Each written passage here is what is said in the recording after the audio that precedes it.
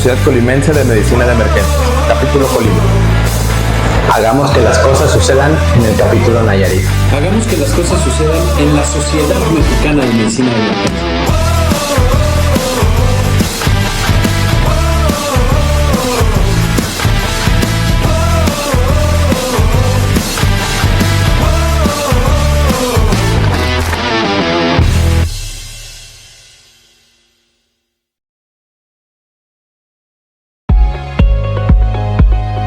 The IFEM Academy is a global initiative by the International Federation for Emergency Medicine. It unifies IFEM's diverse educational activities into a learning mission that supports advocacy for IFEM's vision. This e-learning platform will include courses, webinars, and digital content, co-created with expert global partners, available in multilingual formats. Hello, my name is Dr. Saleh Faris Al Ali. I'm the president of the International Federation for Emergency Medicine.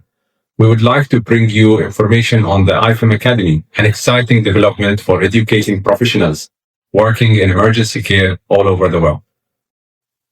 Hello, my name is Dr. Fionn Davis, and I'm a past president of the International Federation for Emergency Medicine. I am passionate about education. The IFEM Academy project connects the best of the world's emergency medicine e-learning resources and the best teachers to the staff in hospitals in all corners of the world, filling a big gap for those in greatest need. State-of-the-art, bite-sized learning will underpin more formal webinars and in-person courses. Hello, I'm Dr. Pauline Convocar, the President of the Asian Society for Emergency Medicine and the President-elect of the International Federation for Emergency Medicine. As a faculty member and mentor to emerging leaders, I have witnessed how access to knowledge changes not just clinicians but entire systems. The IFEM Academy brings world-class education to every corner of the globe, ensuring that even in low and middle-income countries, excellence in emergency medicine is achievable. When we invest in the academy, we invest in people. We nurture the next generation of emergency physicians. We sustain growth, and we move together toward equitable, quality emergency care for all. Together, let's make learning truly global with the IFEM Academy. Hey everyone, I'm Dr. Priska Kizito from Uganda. I've spent much of my time helping build emergency care systems and training programs across our country. And I realized that across Africa, many providers that are dedicated to emergency care strain in terms of learning and access to structured, quality, ongoing training. And this is why the IFEM Academy really excites me. It will help connect us in terms of collaboration, enable us to link up to better resources and even collaborate in terms of teaching. This will enable everyone everywhere to access the available resources and empower all clinicians in emergency care across the world. Thank you. Hello, I'm Dr. Martin Torraco, an emergency medicine consultant from Argentina. In many parts of Latin America, getting consistent, high-quality training in emergency medicine can be quite a challenge, especially in low-resource or remote areas like smaller towns, rural communities, or regions with harsh climates. That's why the IFEM Academy is such a brilliant initiative. It brings together trusted, evidence-based learning from around the world and makes it easily accessible to clinicians wherever they are. I really believe this will help strengthen our specialty, support professional growth, and ultimately improve the care we can deliver. IFEM's vision is to provide the emergency medicine go-to resource, which gives equitable access to the world's emergency physicians, nurses, and paramedics. We would value your support.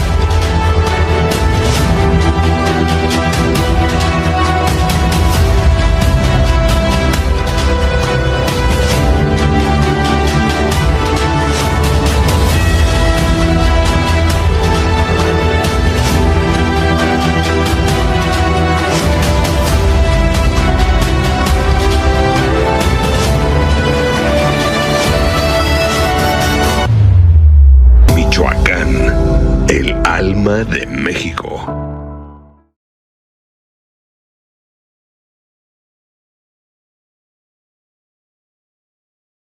Buenas noches a todos, colegas, profesores, residentes y miembros de la Sociedad Mexicana de Medicina de Emergencias.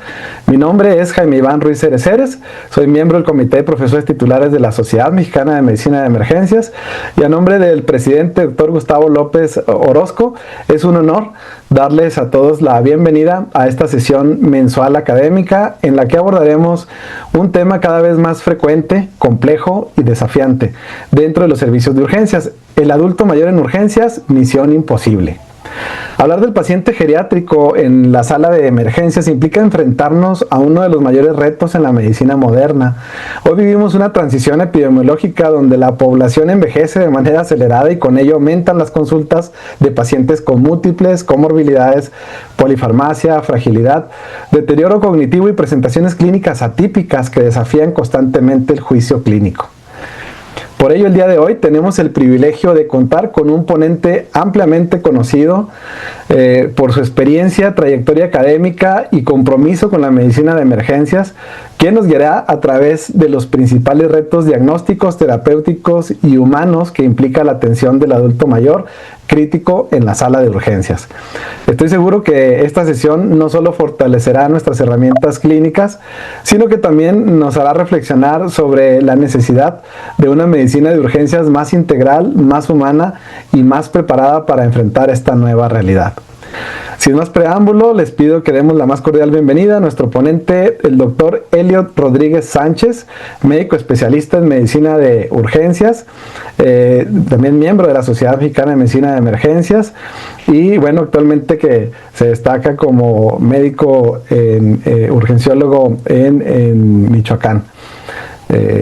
Adelante, doctor Elliot, pues un gusto tenerte por acá.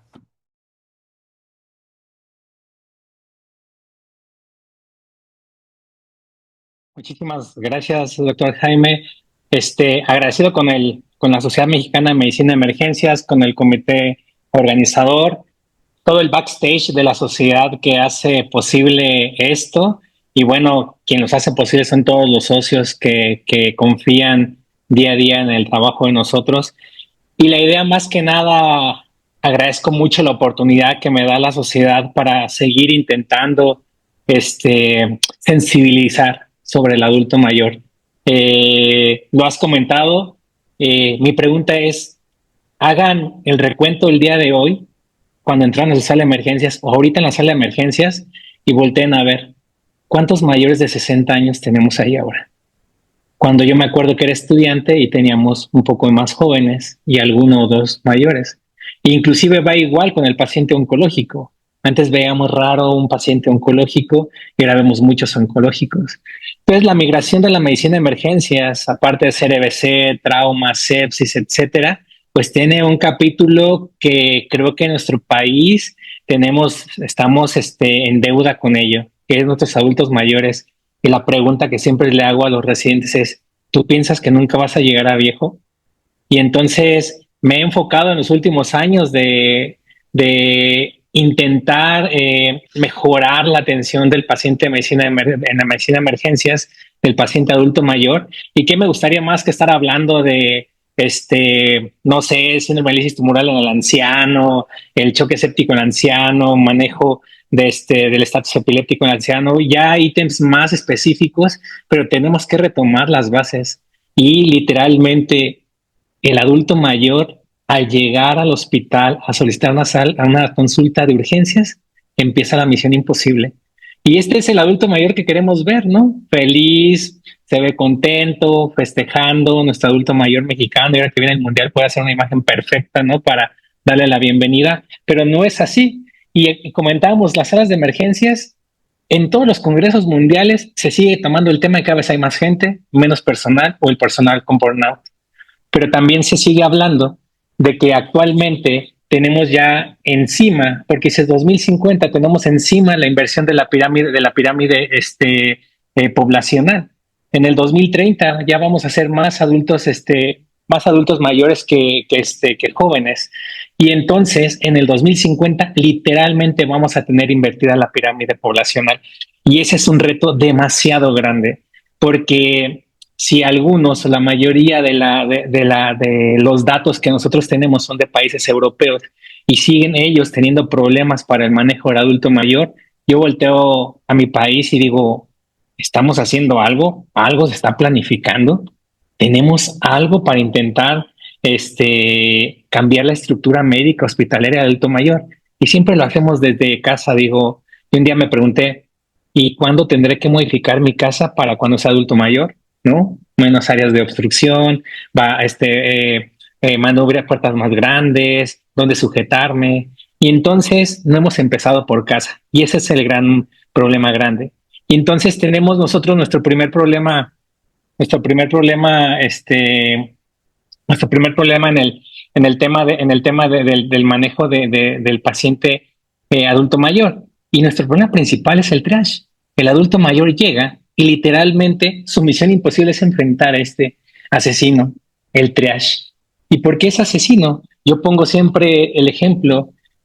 El triage está hecho para salvar vidas y efectivizar recursos, pero el triage está hecho con mediciones específicas. ¿Y a qué nos enfrentamos diario con el adulto mayor? Tenemos este artículo, ¿no? Que es el Performance on Triage de Emergency Care, donde nos habla de por qué tenemos un subevaluación en el abordaje del adulto mayor.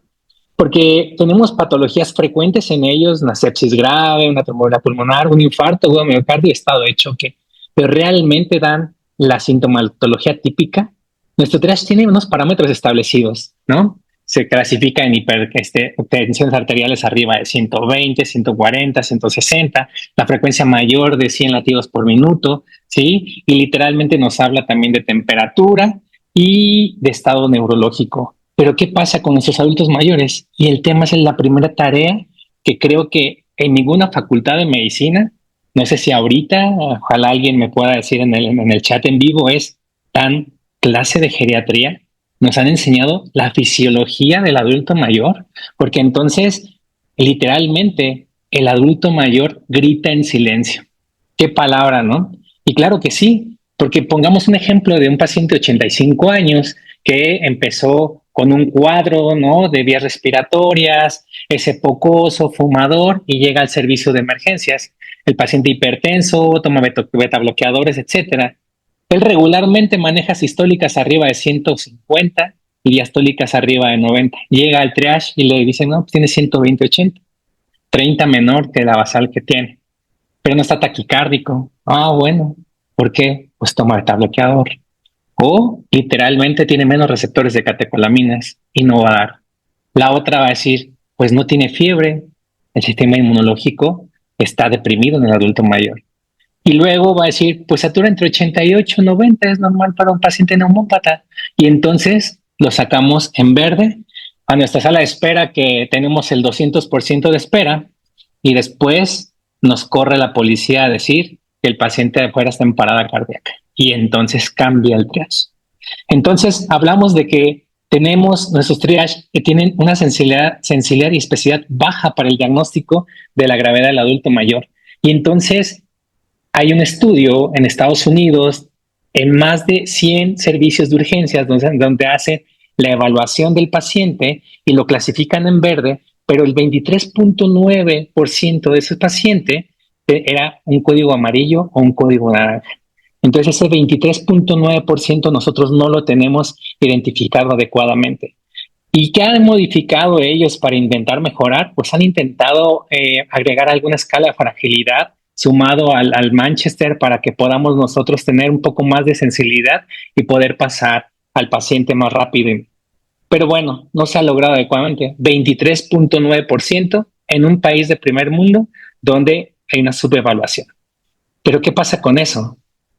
En ese estudio se estudiaron 97.576 pacientes y los dividieron en dos grupos, mayores de 65 años y menores de 65 años.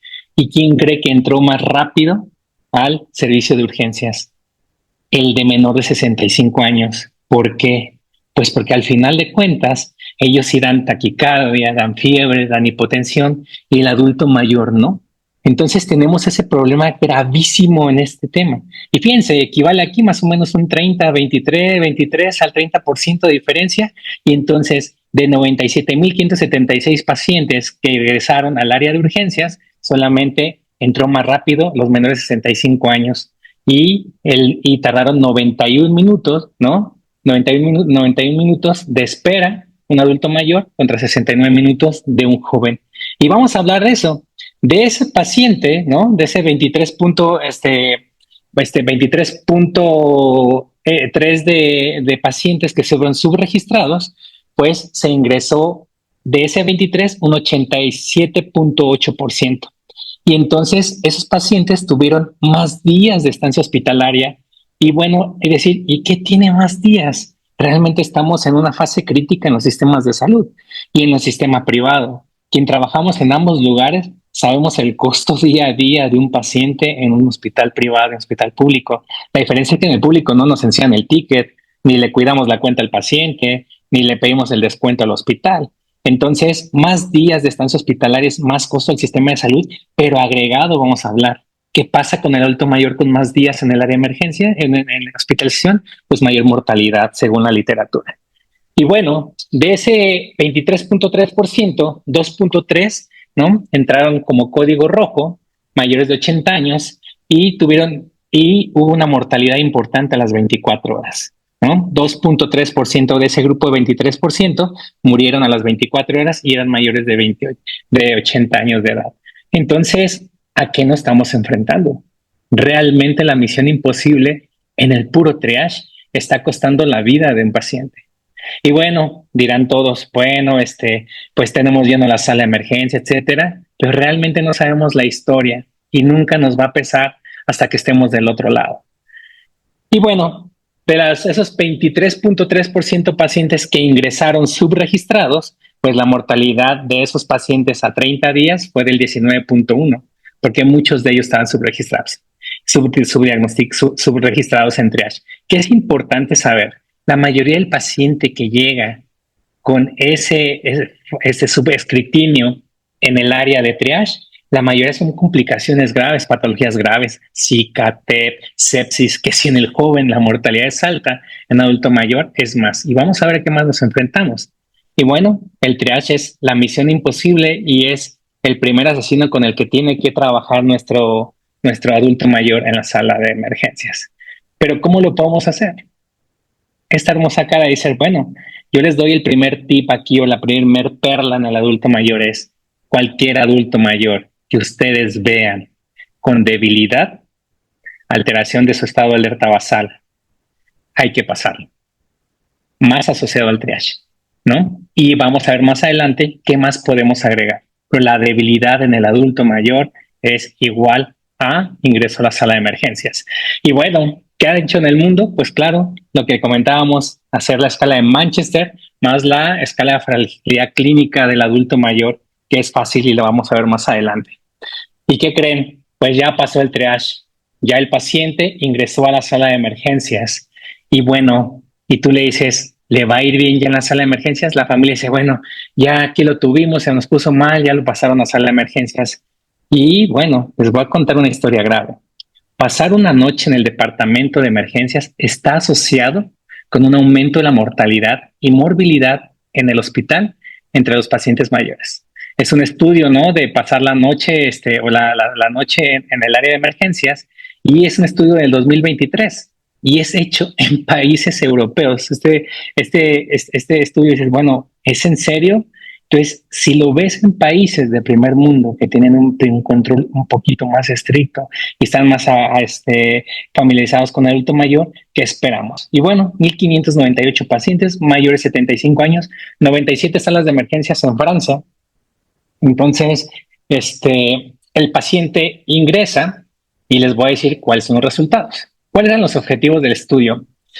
Medir la mortalidad a 30 días, cuántos eventos adversos existían y qué tipo o la estancia hospitalaria. ¿Qué hacían? Aquel paciente que pasaba la noche durante la noche en la sala de emergencias versus aquel paciente que tenía la suerte de llegar y que encontrara cama y subiera a piso. Esa es la diferencia. Entonces, el estudio ha enfocado al paciente que se queda en emergencias, al paciente que sube a la sala, a un piso de medicina, ya sea interna, geriatría, etcétera, y miran la mortalidad y los eventos adversos. Y bueno, de esos pacientes, de este estudio, 707 pacientes quedaron en sala de emergencias contra 891 que ingresaron. Entonces, hubo más eventos adversos en la sala de urgencias. Y bueno, ¿en qué se convierte? El permanecer la noche en la sala de emergencias, un adulto mayor, aumenta el 15.7% de mortalidad asociada a 11.4% que sube en piso. Doctor, no es la gran diferencia. Bueno, no es la gran diferencia en un paciente que todavía se vale por sí solo, que es autónomo o autosuficiente. Pero en aquel de paciente dependiente, dice el estudio, que aumenta el doble. Y acuérdense, ¿cuántas veces de repente te vas a la cama 15, ya no hay ruido y el paciente encobijado ya no respira, tiene pulso? Pero se murió, ¿por qué? Pues porque está viejito. Pero ¿por qué tenemos esos problemas más grandes? ¿No? Luego midieron la instancia hospitalaria. El paciente que se quedó más tiempo en la sala de emergencias, duró 9 días hospitalizado versus 8 días aquel que no, que ingresó más rápido a piso de cuidados clínicos. Y entonces aquí lo importante en el cuadro anterior es, esto es por noche. Si el paciente pasa 2 noches, aumenta el doble la mortalidad. 3 noches, el triple de la mortalidad. Y bueno, aquí tengo la referencia por si lo quieren revisar. Entonces, en conclusión, el triage hace una subevaluación. De ese 23%, el paciente se enfrenta a que entra a la sala de emergencias, un 2.3 fallezca en las primeras 24 horas, aumente la mortalidad en los siguientes 30 días y el paciente tenga más días de hospitalización. Segundo paso, llegar a la sala de emergencias y no subirlo a piso. El no subirlo a piso no significa que nosotros seamos malos atendiendo al paciente de emergencias, es que tenemos salas sobresaturadas y el problema más grande o por qué fallecen los pacientes pasar la noche en la sala de emergencias. Aquí en México no sucede, eso es un estudio europeo y pues bueno, en la noche se salen los adscritos, se van a dormir temprano, apagan los monitores, los pacientes tienen más eventos adversos, caídas, delirium, se descanalizan, no pasan medicamentos a tiempo o dejamos a la estudiante y pasa medicamentos que no somos. Eso pasa en Europa, en México no creo que pase regularmente, pero esos son los efectos adversos asociados al delirium que genera el estar en la sala de emergencias por la noche. Entonces, tenemos dos rivales del adulto mayor en su misión imposible ingresando a la sala de emergencias. ¿Y cuál tenemos el siguiente paso y que es el más crítico que tenemos que evaluar y que ese sí es de nuestra parte y que si ustedes creen que no lo han medido, pues tenemos un estudio, ¿no? El edadismo. Siempre les digo, paciente que llega en ambulancia, la residente está cansada, ¿no? Y entonces, el edadismo, que abajo aquí tienen, este estudio del 2020, el impacto del edadismo en la sala de emergencias, ¿no? ¿Y qué pasa con ello? Nosotros, el edadismo es el rechazo al adulto mayor. Por ser adulto mayor, ¿no? Disminuimos la atención y hay complicaciones en el 45% de los casos. ¿Por qué hay complicaciones? Son pacientes que no comunican, que son dependientes, que son groseros, que están deprimidos, que no nos gusta explorar, cada vez exploramos menos. Siempre he dicho a los residentes que un adulto mayor hay que tocarlo, hay que olerlo, hay que revisarlo, porque es como un bebé, es el dato que te puede dar. Entonces, eso genera mucho tiempo. Además, tiene tantas cosas que pedimos una batería de estudios, aumentamos los gastos y tenemos algo que se llama sesgo biológico, falsos positivos, falsos negativos. Y bueno, hay mucho más gente joven en la sala, entonces lo dejamos al final. Y eso ya impacta en un 45% de su atención. Entonces, ¿qué hacemos? Hoy lo platicábamos, hoy fuiste a tu sala de emergencia, viste lleno y el último que viste no alcanzaste a ver a quién fue, al viejito. Entonces, como nadie lo ve, pues nadie lo diagnostica, nadie le da seguimiento y entonces tenemos un 30% de prolongación en la estancia. ¿Y qué creen? Llega el valiente y dice altas de pánico y lo damos de alta. Oiga, pero ¿por qué tiene? No tiene nada, está deprimido, está viejito, es la edad. Y de esa gente que se va de alta, el 20% regresa a las 24, 48 horas a la sala de emergencia. Y entonces es algo importante. ¿Cómo impacta en la mortalidad el edadismo? El 15%, ¿no? Aumenta la mortalidad por discriminación en la UCI. El paciente no entra por la edad. ¿Y cuál otra cosa? En este estudio aumentó la mortalidad porque el 25% de los pacientes que fallecieron no tuvieron el abordaje adecuado, toma de estudios adecuado, la evolución adecuada, inclusive los tratamientos adecuados. Y es justificado decirlos, inclusive los tratamientos adecuados, porque son casos complejos. Entonces, el enfrentarse a la sala de emergencias, el adulto mayor, es una misión imposible, pero tenemos un rival muy grande y que es la mayoría en contra de ellos. Somos el edadismo. Está viejo. Y la pregunta sigue siendo, ¿y tú nunca vas a estar viejo? ¿No te interesaría que el residente supiera identificar o saber la fisiología diferenciada del adulto mayor? Y la otra es, ¿me puedo ir a dormir? ¿Me voy a mi casa y duermo? Estamos impactando en la mortalidad porque pasa una estancia más en la noche del paciente. Entonces tendremos que dar prioridad. El adulto mayor tendrá prioridad a subir a piso que un joven. Así de claro debe estar en los siguientes años. Y entonces lo más preocupante es el edadismo. ¿Y cómo vamos a hacer? ¿Cómo vamos a trabajar en ello? Pues siendo empáticos. Tenemos que trabajar. Claro que es muy cansado el manejo del adulto mayor porque es muy desgastante. Muchos de los que somos urgenciólogos no quisimos ver niños porque no nos gustaban los niños. Es muy problemático. El adulto mayor es igual, pero nosotros seremos igual. Y entonces esa es la primera parte, llegando caminando el adulto mayor al triage. Pero ¿qué pasa cuando llega la ambulancia? Vamos a ver qué nos cuenta la historia. Yo les enseño, es mi hospital regional. Ustedes tienen hospitales más grandes, más saturados, ¿sí? Pero bueno, este es mi hermoso pueblo michoacano, Morelia, es mi hospital regional del ISSSTE. Y esta es mi sala de emergencias, ¿no? Había un jefe que decía que con 2 urgenciólogos se solventaba esto y ahora piden más y más y más urgenciólogos, pero es imposible. Estamos mal acostumbrados a intentar resolver volúmenes y no calidad. Y entonces esta guardia, imagínense, igual loca, llega un código Zika, un código ictus, llega un paciente de politrauma y de repente entran los códigos. Y cómo llegan los códigos sonando, la ambulancia rápida y de repente abre la puerta y siempre nosotros tenemos un residente que se asoma y le digo, ¿qué pasó, Arias? ¿Qué llegó? Le decía, doctor, le hago un viejito. Y no sé si ustedes, porque deberíamos de hacer este estudio, siempre le digo en todas mis pláticas, no sé si todos los pacientes que le llegan con cobija de cuadritos, le podamos agregar un Apache de 10 puntos. Tú no sabes qué te puedas encontrar debajo de esa cobija, o un muerto, o una rata, o realmente siempre que alguien llega con cobija de cuadritos, mal pronóstico. Y ahí están los ejemplos. Cobijas de cuadritos, así llegan mis adultos mayores, así los tenemos. No sé por qué, digo, habrá que cambiarle, habrá que hacer un estudio observacional, ¿no? Aumento de mortalidad por traer cobija de cuadritos. Y entonces, la pregunta más grande ahora es, ¿todo o nada en la sala de choque? Si me llega un adulto mayor grave, ¿cómo sé o cómo va a tomar la decisión? ¿No lo atiendo porque está viejito?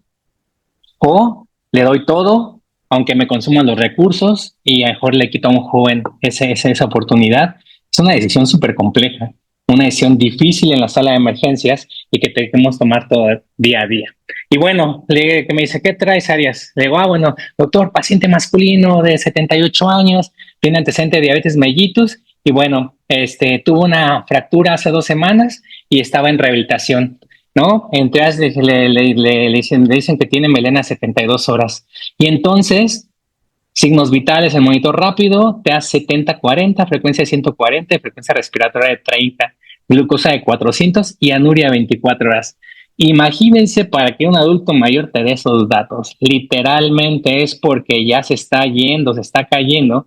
Y entonces, ¿cómo sé que lo pasó a la sala de emergencias? Y eso es a lo que nos enfrentamos, ¿no? Así regularmente luego llegamos, los dejan así en los otros turnos, ¿no? Los estudios dicen que en fin de semana y la noche se complican más. Entonces, vamos a ver, así llegó el paciente. Y entonces le digo, ¿qué le vas a hacer, Arias? Y es la clásica cara de un residente y dice, doctor, cobija de cuadrito, está viejito, está bien feo. Y le digo, a ver, ¿cómo sabes que vas a tomar adecuadas decisiones? Y luego son preguntas críticas que nos van a quitar mucho tiempo. Y la pregunta crítica va a la familia. ¿El paciente comía solo? ¿Se bañaba solo? ¿Caminaba? ¿Estaba orientado? Y si tiene mayor de 2 ítems, el paciente tiene fragilidad. Y se tomaría en cuenta para decidir no un soporte vital avanzado, pero sí un manejo. Entonces, este paciente literalmente se fracturó porque salía a caminar, se tropezó. Un paciente que caminaba a los 78 años diario, trabajaba en contabilidad, etcétera. Entonces, el paciente comía solo, se bañaba solo, caminaba solo y aparte trabaja todavía en un despacho de contabilidad, entonces no tenía fragilidad. Y bueno, hablábamos del Manchester más la escala de fragilidad y tenemos estos 9 ítems y eso es bien importante. Es muy rápido, ¿no? Un punto, 2 puntos, 3 puntos hasta las 9. Un punto, muy en forma, un paciente que es activo, hace ejercicio, mayor de 65 años. 2 puntos, bien, saludable y menos activo. 3, bien, con enfermedades controladas en limitación funcional. Se toma hipertenso, se toma sus medicamentos. Vulnerable, ¿no? Paciente que se fatiga, ya actividad reducida, no dependiente de todas sus actividades.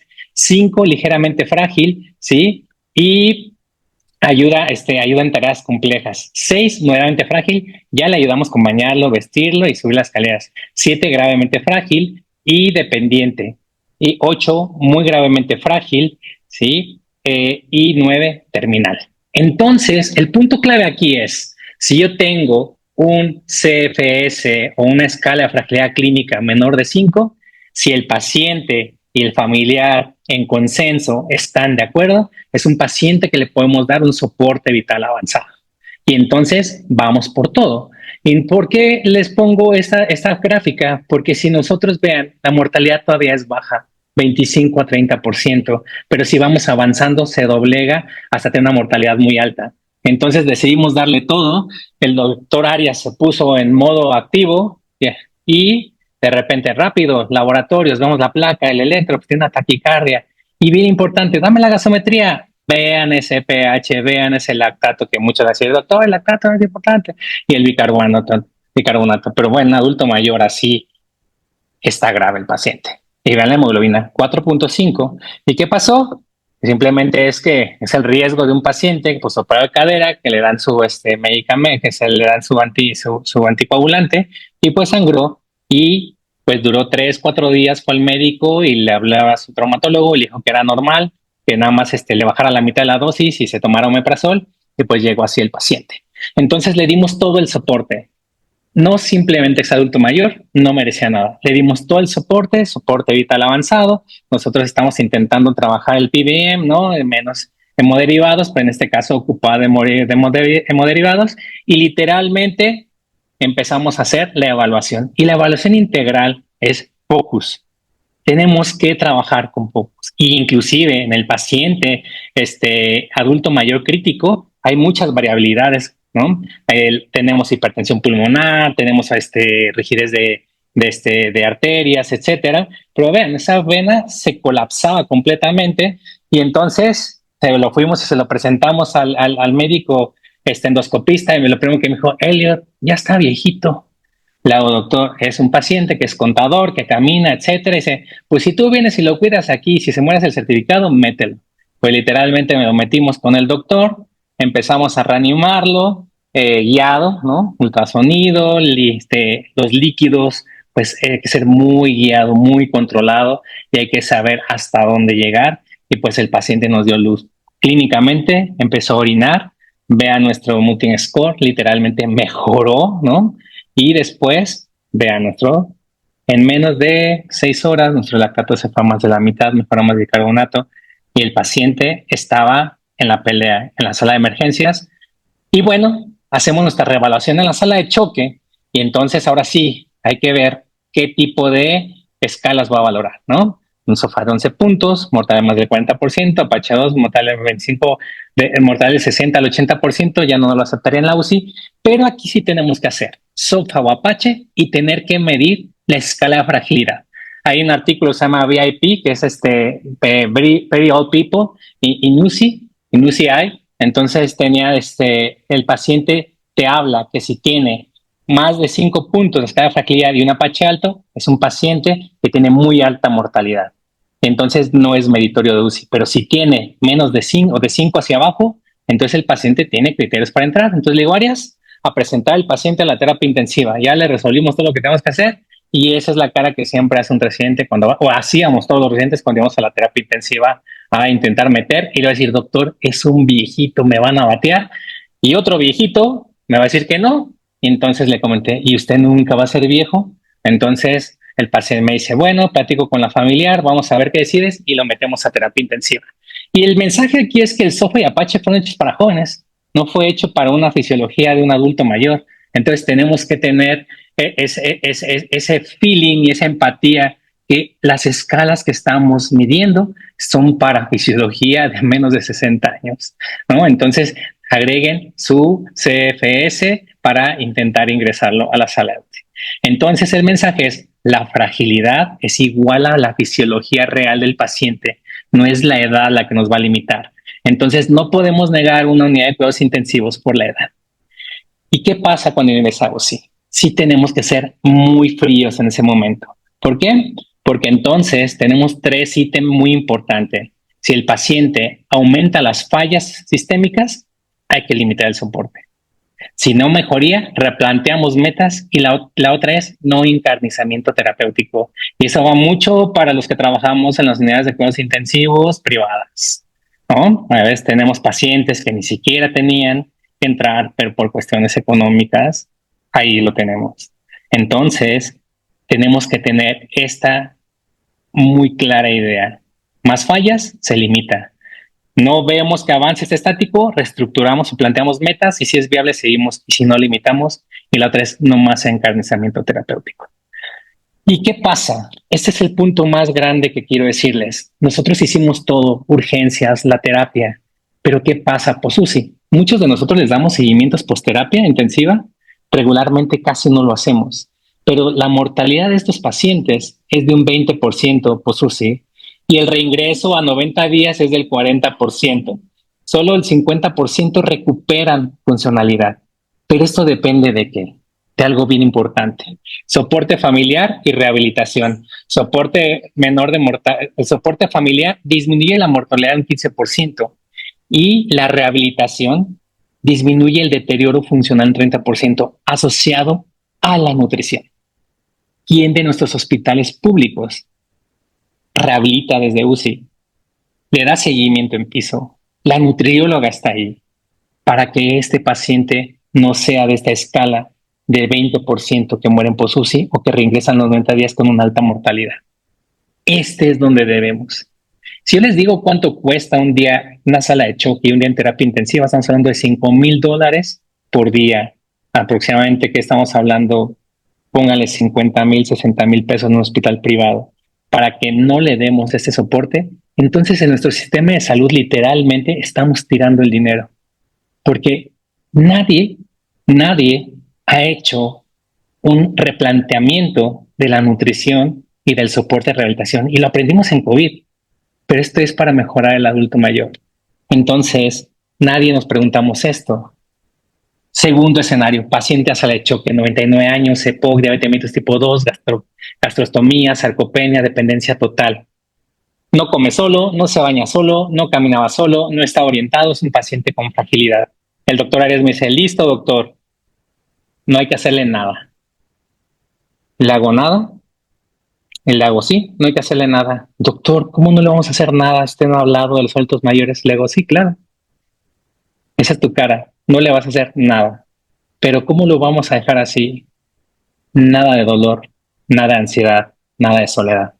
Es un paciente que tenemos que trabajar la analgesia. Tenemos clínica del dolor. Actualmente está el doctor Morales en la sociedad manejando todo el tema de bloqueos, no tener ansiedad. Y si lo podemos subir más rápido a piso con su familia o inclusive con nuestros geriatras, enviarlo a casa para que esté bien, eso es el mejor trabajo de emergencias para este tipo de pacientes. Esto no es sano, abandonado, dosis altas para no hacer el certificado. Esto no es humanidad. Y él te lo va a agradecer. Eso es como debemos irnos a de la sala de emergencias con ese tipo de pacientes. ¿Y qué creen? Que se nos ha olvidado la voz de la familia. Tienen recursos para los cuidadores, saben el costo de cuidar enfermeros, nutriólogos afuera, porque el instituto no se los va a mandar. No les va a mandar una cama hospital, no les va a mandar un rehabilitador, no les va a mandar un CPAP, no les va a mandar absolutamente nada. ¿Quién lo va a cuidar? Ese es un punto también crítico en la toma de decisiones del paciente en la sala de choque grave. Fíjense, ustedes pueden tener el paciente que presentamos, pero si no tiene soporte familiar, es un ítem para no darle soporte completo. No hay quien lo cuide en casa, es una casa de cuidados, ese paciente no hay que darle soporte. ¿Por qué? Porque a lo mejor quien lo cuida va a perder el empleo y va a dejar sin comer a sus hijos. Y la otra pregunta es, ¿qué quería el paciente? Oiga, señora, ¿y si su papá cuando estuvo muy grave, qué él quería? ¿Que lo intubaran? ¿Que le hacíamos esto? No, doctor. Pero nosotros, y ahí tiene que entrar el manejo integral, trabajo social, nosotros como médicos, ¿sí? Entonces tenemos el triage, hacer nuestra escala de fragilidad, ver si la familia tiene soporte y tercera, qué quería el paciente. Y 5 claves para terminar. Esto es lo más importante, la capacitación en fisiopatología del adulto mayor.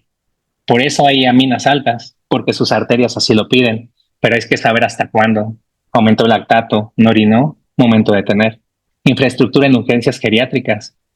Tener nuestros programas de delirium, apagar la noche, dejarles su medicamento, no favorecer el sueño, despertarlos en el día, subirlos a piso más rápido. La infraestructura post-UCI, cuidados paliativos. Evaluar el soporte familiar como factor pronóstico y el uso de escalas funcionales y de fragilidad para decidir el soporte vital avanzado. Como reflexión final, no es todo o nada, es decidir con evidencia. El soporte vital, si hay posibilidad de una vida digna. Paliativos no es abandono, es medicina activa y de compasiva. Soy el doctor Rogelio Rodríguez Sánchez, médico urgenciólogo. Yo espero que asiste un poquito a mis 65 años o más, no estar tan sarcopénico, ¿no? Y agradezco a la sociedad mexicana la invitación que me han hecho para este tema y espero que sensibilicemos esto. No hagamos de cada llegada de un adulto mayor al servicio de urgencias una misión imposible. Seamos empáticos. Todo al que la familia y el paciente y su escala de fragilidad lo amerita. Nada de ansiedad, nada de dolor y nada de soledad. Muy interesante esto. Pues bueno, yo creo que hacemos el cierre. Pues entonces, ahí estamos aptos para cualquier pregunta, doctor. A lo mejor quisiéramos hablar de más ciencia, de la mitocondria y del endotelio en el adulto mayor, pero ni siquiera podemos avanzar del primer paso, que es el triage y decidir cuál vemos y cuál no vemos, y el edadismo, que cada día es más grave en nuestros servicios de emergencias en general. El paciente tiene edadismo en su casa, edadismo en la sala de emergencias, y bueno, yo la verdad es que quisiera siempre hacer una sala sensibilizada para el adulto mayor, y el nada, pues es no abandonarlos ahí. Ese es como el mensaje final. Pero no vamos a poder avanzar si no tenemos nosotros esa mentalidad de trabajo, y que, como siempre, tenemos que involucrarse a las autoridades a nivel nacional, el Instituto Nacional de Geriatría, para que empecemos a modificar el manejo de la infraestructura hospitalaria para ellos. Exacto.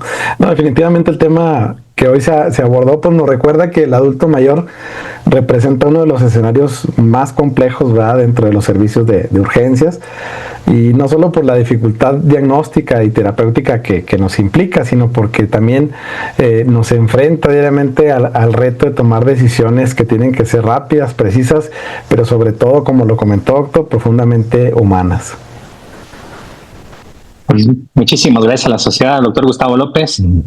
Le agradezco mucho y esperamos que se sigan sumando. Alguien que quiera sumar más. IFEM está trabajando mucho en el tema de urgencias geriátricas. Invito al Instituto Nacional de Geriatría que se una con la sociedad mexicana, empezar a hacer programas, capítulos para fortalecer esto, porque a nivel mundial nos llevan mucho, entonces tenemos que comenzar por algo, y el primer paso se tendría con la sensibilización en las salas de emergencias.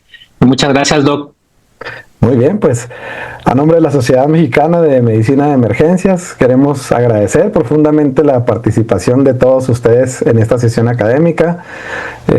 Agradecemos especialmente a nuestro ponente por compartir su experiencia, conocimiento y visión clínica sobre un problema que seguirá creciendo de importancia en los próximos años. Sin duda, pues nos llevamos herramientas que son muy útiles para mejorar nuestra práctica diaria y sobre todo para brindar una atención más segura, digna y centrada en nuestros pacientes mayores. Esperamos que esta sesión pues motive la reflexión, el estudio continuo y también el fortalecimiento de nuestras competencias en la medicina geriátrica de urgencias, porque entender al adulto mayor en urgencias no es una misión imposible, ¿verdad, doctor? Es una misión indispensable. Indispensable. Muchas gracias a todos. Dale, muchas gracias a todos por su asistencia, participación e interés y les deseamos una excelente noche y los esperamos en nuestra próxima.